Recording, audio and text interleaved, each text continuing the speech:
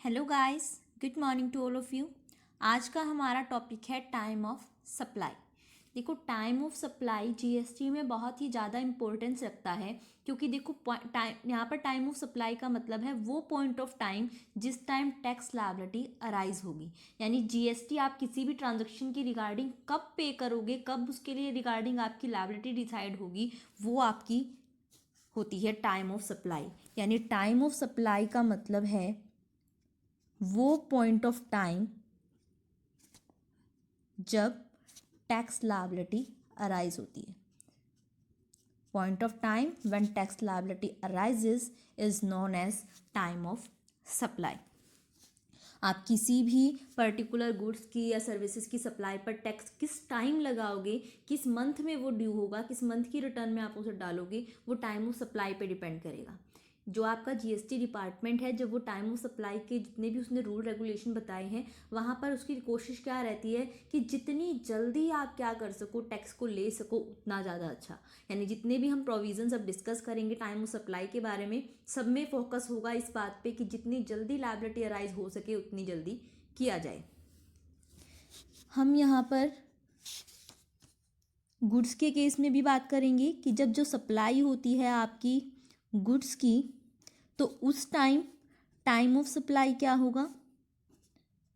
और फिर सेपरेटली हम डिस्कस करेंगे कि जब सप्लाई होती है आपकी सर्विसेज की, तो उस टाइम पर पॉइंट ऑफ टाइम क्या होगा, यानी टाइम ऑफ सप्लाई क्या होगा। मेनली टाइम ऑफ सप्लाई से रिलेटेड हमारे दो सेक्शंस हैं, एक सेक्शन नंबर 12, एक सेक्शन नंबर 13। जो आपका सेक्शन 12 है वो बताएगा time of supply when goods are supplied, and section 13 explain करेगा पॉइंट ऑफ टाइम या time of supply when services are provided. इनसे अलग कुछ स्पेशल प्रोविजंस भी हैं, वो हम लेटर ऑन डिस्कस करेंगे। सबसे पहले हम बात करते हैं गुड्स और सर्विसेज के बारे में कि उनके केस में पॉइंट ऑफ टाइम कैसे डिसाइडेड होगा, किस टाइम आप सप्लाई मानोगे। फर्स्टली हम सेक्शन 12 को डिस्कस कर रहे हैं, यानी हम बात कर रहे हैं time of supply of goods. जो time of supply of goods है, जैसा मैंने बोला, वो सेक्शन 12 में प्रेस्क्राइब है। सेक्शन 12 क्या बोलता है, मेनली 4 तरीके होते हैं किसी भी गुड्स की टाइम ऑफ सप्लाई को जानने के। पहला, जैसे हम हर केस में करते हैं कि सबसे पहले हम बात करेंगे supply of goods under forward charge. जैसा मैंने आपको लास्ट टाइम भी बताया था, अंडर फॉरवर्ड चार्ज का मतलब है जब आपका सप्लायर क्या है, अपनी ही सप्लाई पर खुद ही टैक्स पे करने वाला है। यानी जो नॉर्मल ट्रांजैक्शन होती है कि सप्लायर रिसिप्टेंट को कुछ भेजेगा और खुद ही टैक्स कलेक्ट करेगा, तो उसे हम फॉरवर्ड चार्ज या नॉर्मल चार्ज बोलते थे। तो supply of goods under forward charge बात करेंगे टाइम की। देन हम बात करेंगे supply under reverse charge basis, RCM. जब हमने बोला था कि अगर आपका सप्लायर रजिस्टर्ड नहीं है जबकि रिसिप्टेंट रजिस्टर्ड है, तो उस केस में सारी टैक्स से रिलेटेड जितने भी काम करने होते हैं जीएसटी के, वो आपका रिसिप्टेंट करता है। तो उस केस में बात करेंगे कि टाइम ऑफ सप्लाई क्या होगा। थर्डली हम बात करेंगे इन case of supply by voucher. अब ये वाउचर वाली सप्लाई क्या है, कैसे होती है, ये जब हम इस पर्टिकुलर पॉइंट को डिस्कस करेंगे तभी एक्सप्लेन करते हैं। एंड लास्टली हम बात करेंगे रेसिजुअल प्रोविजंस की, यानी जो इन तीनों में से किसी में नहीं आया उसके रिगार्डिंग कैसे डिसाइड होगा कि टाइम ऑफ सप्लाई क्या है। ये आपका प्रेस्क्राइब है सेक्शन 12 के सब सेक्शन 2 में, ये 3 में, ये 4 में एंड ये 5 में। Supply of goods under forward charge, जैसा अभी हमने बोला, इसको डिस्कस कर रहे हैं हम फर्स्टली कि आप क्या कर रहे हो, फॉरवर्ड चार्ज, यानी जब जो है सप्लायर ही टैक्स को पे करने वाला है जैसा कि नॉर्मली होता है, तो उस केस में टाइम ऑफ सप्लाई कैसे डिसाइडेड होगा। देखो, मैंने आपको स्टार्टिंग से ही बोला कि हमेशा जो जीएसटी डिपार्टमेंट है उसके जितने भी regulation regarding time of supply बने हैं, वो फोकस करते हैं कि आप जितनी जल्दी लायबिलिटी अराइज हो उतना ज़्यादा अच्छा है। तो आपके फॉरवर्ड चार्ज के केस में टाइम ऑफ सप्लाई क्या होगा, वो होगा अर्लियर ऑफ द फॉलोइंग, यानी जो अभी मैं केस बात करूँगी उनमें से जो डेट पहले होगी वही क्या बन जाएगी, टाइम ऑफ सप्लाई। कौन सी डेट? पहली date of issue of invoice, यानी सप्लायर ने जो चीज़ सप्लाई की है उसके रिगार्डिंग जो इनवॉइस है, जो बिल है, वो किस डेट को बना है। अगर वो डेट है कि बिल बन चुका है तो वो डेट, अदरवाइज जो आपका सेक्शन 31 है जो ये बताता है कि किस टाइम तक बिल इशू हो जाना चाहिए, तो उनके अकॉर्डिंग जो लास्ट डेट होगी, रिपीट कर रही हूँ, date of issue of invoice का मतलब है जिस दिन किसी भी पर्टिकुलर सप्लाई से रिगार्डिंग बिल बनाया जाएगा, इनवॉइस बनाया जाएगा। अगर वो इनवॉइस जो है नहीं बनाया गया है अब तक, तो ऐसे में जो लास्ट डेट होगी उस इनवॉइस को बनाने की, यानी अगर इनवॉइस नहीं बनाया गया है तो ऐसे में लॉ के अकॉर्डिंग जो लास्ट डेट होती है कि कोई भी सप्लाई आपने की है तो लास्ट टाइम जो उसकी बिल बनाने का होता है, ये फर्दर ऑन आप जीएसटी में पढ़ोगे आगे कि कब तक आपको बिल बनाना पड़ता है, लेकिन अभी के लिए सिर्फ इतना समझो कि जिस दिन आपने इनवॉइस बनाया है या फिर जो आपकी लास्ट डेट है इनवॉइस बनाने की, वो मानी जाएगी आपकी date of issue of invoice. और दूसरी रिसिप्ट ऑफ पेमेंट, कि जिस दिन सप्लायर को पेमेंट मिली। अब सप्लायर को पेमेंट किस दिन मिली है वो कैसे डिसाइडेड होगा, वो डिसाइडेड होगा कि जिस दिन सप्लायर के अकाउंट्स में लिखा गया कि उसे पैसा मिल गया है या फिर उसके अकाउंट में पैसा क्रेडिट हुआ। यानी जिस दिन सप्लायर ने अपनी बुक ऑफ अकाउंट्स में लिखा कि उसे पैसा मिल गया है या फिर उसके बैंक अकाउंट में क्रेडिट हुआ पैसा, दोनों में से जो डेट पहले होगी वो मान ली जाएगी कि रिसिप्ट ऑफ पेमेंट की डेट है। फिर दूसरी डेट होगी हमारे पास date of issue of invoice की। इन दोनों में से जो भी डेट पहले होगी वो मान ली जाएगी time of supply in goods के लिए। कंफ्यूज मत होना, दोबारा बोल रही हूँ कि मान लो, एग्जाम्पल से समझते हैं, मान लो इनवॉइस आपने किसी चीज़ का इशू किया है 25 दिसंबर, ठीक है, पेमेंट आपको मिली है उस पर्टिकुलर सप्लाई के रिगार्डिंग से 20 दिसंबर को, तो दोनों में से कौन सी डेट पहले है, यही मान ली जाएगी आपकी टाइम ऑफ सप्लाई। और जब आप रिसिप्ट ऑफ पेमेंट की बात करते हो कि रिसिप्ट ऑफ पेमेंट किस दिन मानी जाएगी, तो जिस दिन सप्लायर अपनी बुक ऑफ अकाउंट्स में लिखेगा कि उसे रिसीवर से, यानी जिसको उसने सामान बेचा है, से बेचना लगा लो, जिसको उसने सप्लाई किया है, सामान दिया है, वो जिस दिन उसको पेमेंट मिल गई है इस बात की एंट्री बुक्स में करेगा या फिर उसके बैंक अकाउंट में पैसा आ जाएगा। दोनों में से जो भी डेट पहले, जो काम पहले हुआ होगा, कि देखो वैसे तो उसके अकाउंट में पैसा आएगा तो भी वो बुक्स में लिखेगा, तो दोनों में से जो काम पहले हुआ होगा कि उसने बुक्स में पहले लिखा है या फिर उसके बैंक अकाउंट में पहले आया है, दोनों में से जो भी डेट पहले होगी वो मान ली जाएगी रिसिप्ट ऑफ पेमेंट। और फिर रिसिप्ट ऑफ पेमेंट की डेट को कंपेयर किया जाएगा इनवॉइस की डेट से, उन दोनों में से जो भी डेट पहले होगी वो मान ली जाएगी time of supply under forward charge. दूसरी बात आती है time of supply under RCM, यानी reverse charge mechanism, section 12 sub section 3। Reverse charge जैसा हम बोलते हैं कि अगर आपका सप्लायर रजिस्टर्ड नहीं है जबकि रिसिप्टेंट रजिस्टर्ड है तो उस केस में टैक्स रिवर्स चार्ज पे दिया जाता है। एक बार एग्जांपल से समझ लेते हैं, आई थिंक इस चीज़ में कई बार कन्फ्यूज़न होती है स्टूडेंट्स को, कि मान लो कि सप्लायर क्या करता है, 100 रुपये का सामान, ए सप्लायर है जो क्या कर रहा है, सप्लाई करता है 100 रुपये का सामान बी रिसिप्टेंट को। अब इस 100 रुपये के ऊपर 18% जीएसटी लगता है, यानी अब ये बिल बन जाता है टोटल 118 का।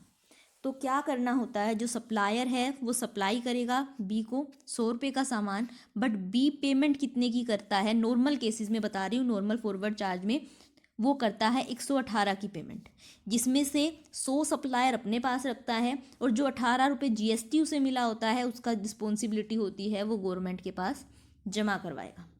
लेकिन वो जमा करवाने के लिए उसका रजिस्ट्रेशन होना ज़रूरी है। रिवर्स चार्ज के अंदर हम क्या कह रहे हैं कि अगर इस ए का, इस सप्लायर का रजिस्ट्रेशन नहीं है तो उस केस में ये गवर्नमेंट को पैसे जमा नहीं करवा सकता, जबकि बी रिसिप्टेंट क्या है, रजिस्टर्ड है और वो पैसे जमा करवा सकता है, तो वो क्या करे, ए को सिर्फ 100 रुपये ही भेज दे, बाकी के 18 क्या कर दे, खुद ही गवर्नमेंट के पास जमा करवा दे। पैसे वही 118 जा रहे हैं इसके पास से, लेकिन वो सप्लायर को 118 भेजने की बजाय उसको सिर्फ 100 देगा, 18 डायरेक्ट गवर्नमेंट को देगा, तो उसे बोला जाता है रिवर्स चार्ज मैकेनिज्म की। सप्लायर रजिस्टर्ड नहीं है, रिसिप्टेंट रजिस्टर्ड है, तो ऐसे में जो टैक्स है वो रिवर्स चार्ज बेसिस पर पे किया जाता है। तो जब ये टैक्स रिवर्स चार्ज बेसिस पर पे किया जाता है तो उस केस में टाइम ऑफ सप्लाई क्या माना जाएगा, वो माना जाएगा अर्लियर ऑफ द फॉलोइंग। कौन कौन सी डेट्स में से, देखो जो टाइम ऑफ सप्लाई है अंडर आरसीएम वो माना जाएगा अर्लियर ऑफ द फॉलोइंग, कि इनमें से जो भी डेट पहले होगी। कौन कौन सी डेट में से, पहली जिस दिन उसे रिसिप्ट हुई गुड्स की, यानी जिस दिन उसे सामान मिलेगा उसकी डेट। दूसरी जिस दिन उसे पेमेंट मिलेगी, पेमेंट मिलेगी नहीं, जिस दिन वो पेमेंट करेगा वो डेट। और तीसरी जिस दिन सप्लायर ने भी उसको बिल तो बना के दिया होगा, कि जिस दिन सप्लायर के बिल बने को 30 दिन होंगे, यानी बिल पे डेट से मान लो 20 दिसंबर की है तो 30 दिन कब पूरे होंगे, जनवरी में 10 जनवरी को पूरे होंगे, तो जिस दिन वो 30 दिन पूरे होते हैं वो डेट। जिस दिन सप्लायर को रिसिप्टेंट वो 100 रुपये की पेमेंट कर रहा है वो डेट, और जिस दिन उसको सामान मिला है यानी ए से बी के पास सामान पहुंचा है, तीनों में से जो भी डेट पहले होगी वो मान ली जाएगी time of supply under RCM. Receipt of goods की डेट कौन सी होगी, जिस दिन सामान रिसीवर को मिलेगा। पेमेंट उसने किस दिन की है ये कैसे डिसाइडेड होगा, वो डिसाइडेड होगा जिस दिन वो अपनी अकाउंट्स बुक ऑफ अकाउंट्स में लिखेगा, बुक ऑफ अकाउंट्स में, कि उसने पेमेंट कर दी है, या फिर उसके बैंक अकाउंट से पैसा डेबिट होगा। वहाँ पर क्रेडिट हो रहा था क्योंकि मिल रहा था, यहाँ पर पेमेंट हो रही है तो डेबिट होगा।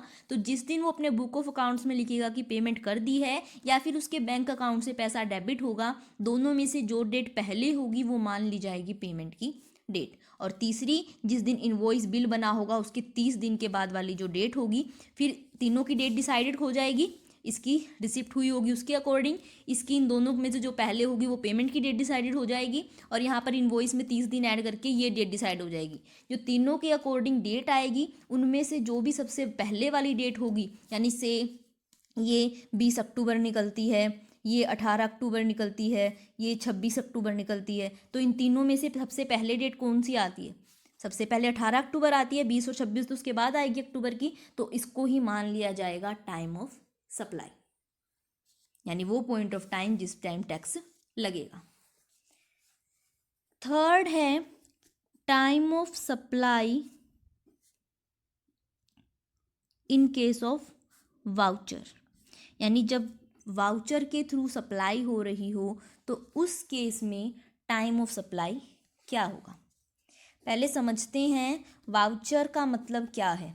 देखो आप लोगों ने खरीदे होंगे, जैसे आप किसी को कूपन दे देते हो, सीधा वाउचर दे देते हो, कि आपको नहीं पता कि उसको क्या चीज़ पसंद आएगी, तो डायरेक्ट आप उसे वाउचर गिफ्ट कर देते हो 1000 रुपये का, कि आप क्या कर लेना, 1000 रुपये का अमेजोन का वाउचर है, आप अपनी मर्जी का सामान खरीद लेना। या फिर आप पेटीएम वगैरह से खरीद लेते हो, डोमिनोज का वाउचर खरीद लिया, कि आपको क्या मिल जाता है, कई बार डिस्काउंट भी मिल जाता है कि 100 रुपये दो और 150 रुपये का वाउचर ले लो, यानी आपको क्या मिल जाता है, पेमेंट करके एक कूपन मिल जाता है, जिसका कूपन का यूज़ करके क्या किया जा सकता है, जिस चीज़ से रिलेटेड वो कूपन है उसके रिगार्डिंग आप कुछ भी चीज़ उससे खरीद सकते हो। से अमेजोन का वाउचर बनाकर दिया 1000 रुपये का, तो अमेजोन से कोई भी सामान 1000 रुपये का खरीदा जा सकता है, अगर वो वाउचर क्या है, किसी भी चीज़ का है। अगर वो क्लोथिंग के रिगार्डिंग है तो 1000 रुपये की कोई भी क्लोथ्स आप अमेजोन से खरीद सकते हो। तो ये कह रहे हैं कि अगर क्या है जो सप्लाई हो रही है वो वाउचर के थ्रू हो रही है, यानी अब मान लो मैंने पेटीएम से खरीद लिया एक वाउचर डोमिनोज़ का, अब मैंने डोमिनोज़ का 200 रुपये का वाउचर वहाँ से खरीद लिया,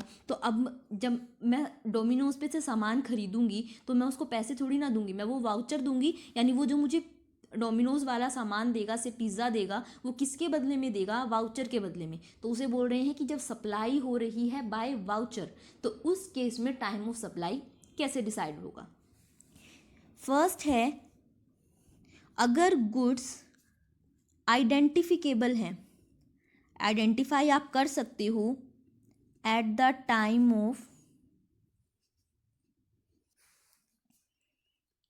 इशू ऑफ वाउचर, यानी जब आपने वाउचर बेचा उस टाइम आप आइडेंटिफाई कर सकते हो कि वो वाउचर किसके लिए है। से डोमिनोज का वाउचर अगर पहले से लिखा हुआ है कि आप इसके सिर्फ पिज़्ज़ा खरीदने के लिए यूज़ करोगे, या अमेजोन का वाउचर सिर्फ कपड़े खरीदने के लिए यूज़ करोगे, तो उस टाइम क्या है, आप आइडेंटिफाई कर सकते हो कि ये वाउचर किस चीज़ के लिए यूज़ किया जाएगा। अब पिज़्ज़ा के लिए है अकेला, कि आप उससे कुछ और नहीं खरीद सकते, कोल्ड ड्रिंक वगैरह, सिर्फ पिज़्ज़ा खरीदोगे, तो हमें पहले से पता है कि गुड्स आइडेंटिफाइड हैं कि इस वाउचर से क्या खरीदी जाएंगी। तो उस टाइम पर अगर आप गुड को आइडेंटिफाई कर सकते हो, तो जिस टाइम वाउचर को इशू किया गया, यानी जिस टाइम वाउचर का बेचा गया, उसी टाइम को मान लिया जाएगा टाइम ऑफ सप्लाई। यानी अगर जिस टाइम वाउचर इशू किया गया है उस टाइम गुड्स आइडेंटिफेबल हैं, आइडेंटिफाई आप कर सकते हो कि किस पर्टिकुलर गुड्स के लिए इसका यूज़ किया जाएगा, तो उस केस में जिस दिन वाउचर को इशू किया गया उसी दिन को मान लिया जाता है टाइम ऑफ सप्लाई। और दूसरा, अगर आप गुड्स को आइडेंटिफाई नहीं कर सकते, तो जिस दिन वो वाउचर रिडीम किया जाएगा, यानी एक्चुअल में आप उस वाउचर का यूज़ करोगे। अब डायरेक्ट मैंने 1000 रुपये का अमेजोन का वाउचर दे दिया, तो हमें नहीं पता कि वो 1000 रुपये का वाउचर इलेक्ट्रॉनिक आइटम के लिए यूज़ होगा, कपड़ों के लिए होगा, खाने के सामान के लिए होगा, और सब पे जीएसटी की रेट अलग अलग है। तो आप कैसे डिसाइड करोगे कि आपको कितनी रेट लगानी है, क्या टाइम ऑफ सप्लाई है? तो उस केस में जो टाइम ऑफ सप्लाई है वो डिसाइडेड होगा जिस दिन वो वाउचर यूज़ किया जाएगा, कि वो वाउचर इलेक्ट्रॉनिक्स में हुआ है या कहाँ हुआ है, उसके अकॉर्डिंग उस दिन हम टाइम ऑफ सप्लाई मानेंगे। लेकिन अगर हमें पहले से पता है कि किस चीज़ के लिए उसको यूज़ किया जाना है, तो जिस दिन वाउचर बेचा गया, इश्यू हुआ, उसी को मान लिया जाता है टाइम ऑफ सप्लाई। एक और एग्जांपल देती हूँ, वैसे वो गुड्स का नहीं है, सर्विसेज का है, बट आपको ज़्यादा क्लियर होगा कि मान लो आप क्या करते हो, पार्लर का कूपन ले लेते हो, सलून का या पार्लर का कूपन ले लेते हो, कि एक तो आपको ये पता है कि आपको सिर्फ 1000 रुपये का पार्लर का कूपन है। अब चाहे वहाँ पर आप जाकर फेशियल करवाओ, चाहे आप हेयर कट लो, कुछ भी लो, यानी आप नहीं बता सकते कि आप 1000 रुपये का वाउचर उस सलून में या पार्लर में जाकर किस चीज़ के लिए यूज़ करोगे। तो वो तो आ जाएगा कि आइडेंटिफाई आप नहीं कर सकते। तो उस टाइम, जिस टाइम आप उस पार्लर में जाकर सर्विस लोगे, उस टाइम को आप मानोगे कि टाइम ऑफ सप्लाई है। लेकिन अगर आपको जो वाउचर दिया गया है उस सीधा लिखा हुआ है कि सिर्फ हेयर कट के लिए यूज़ होगा, तो सोचने की ज़रूरत नहीं है कि हमें पता है कि पर्टिकुलर वाउचर इशू हुआ है तो उसको यूज़ सिर्फ हेयर कट में किया जाएगा। तो उसके लिए जो जिस टाइम जो वाउचर वो बेचा गया है, सप्लाई हुआ है, उसी को मान लिया जाएगा time of supply. I hope clear हुआ होगा। जब आइडेंटिफाइएबल है, आइडेंटिफाई आप कर सकते हो, तो उस टाइम जिस टाइम इशू हुआ है, और बाकी सारे केसेस में जिस टाइम वाउचर रिडीम होगा उसे माना जाएगा टाइम ऑफ सप्लाई। फोर्थ है आपका residual provisions, section 12 sub section 5।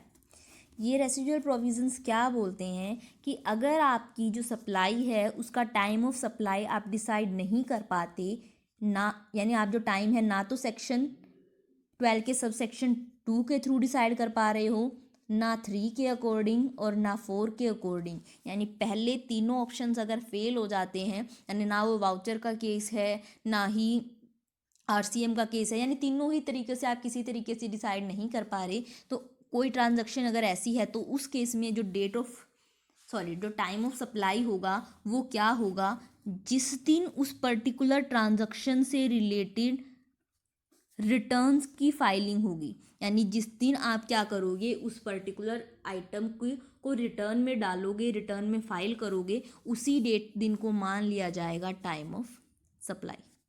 यानी अगर आप किसी और तरीके से डिसाइड नहीं कर पा रहे, तो कंसर्न पर्सन जिसने उस सर्विस को या गुड्स को यूज़ किया है, गुड्स की बात कर रहे हैं, चलो गुड्स ही बोलते हैं, कि जिन गुड्स को यूज़ किया है, तो उस टाइम जिस टाइम वो अपनी रिटर्न्स में उस चीज़ को डालेगा, उसी को मान लिया जाएगा टाइम ऑफ सप्लाई।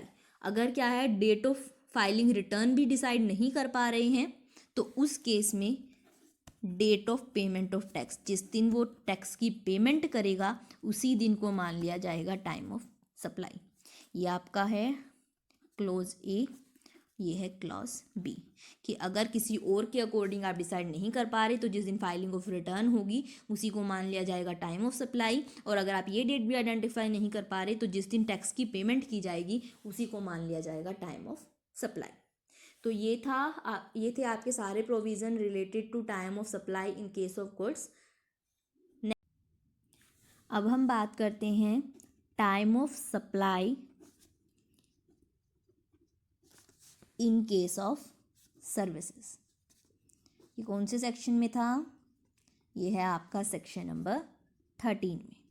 यहाँ पर भी जो हम प्रोविज़न्स डिस्कस करेंगे वो 4 हेड्स के अंदर करेंगे, जहाँ पर आप पहले हम बात करेंगे फॉरवर्ड चार्ज के बारे में।